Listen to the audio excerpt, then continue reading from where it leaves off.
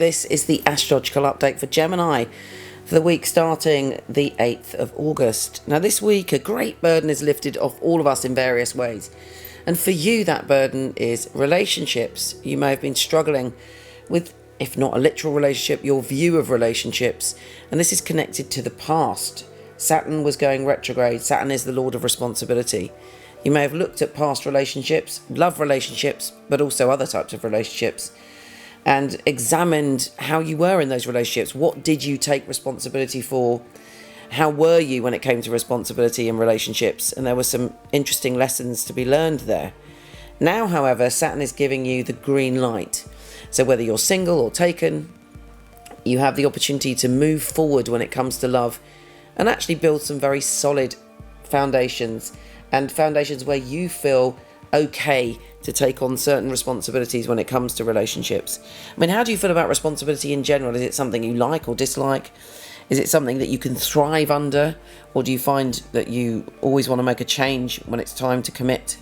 Saturn is now saying, well, hopefully you've learned about the value of true partnerships and it's time to move forward.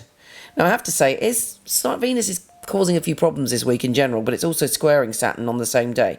So you're being really shaken to the core to look at what is true. And if you're in a love relationship, how committed are you? And if you are committed, are you ready to take it to the next level, whatever that may mean to you? And if you're single, do you really want a relationship? And if so, now is the time when passion can enter your life, but it requires total honesty on your part. Venus is also saying to you, it's time to get serious about your home and about your family. How do you feel about where you live?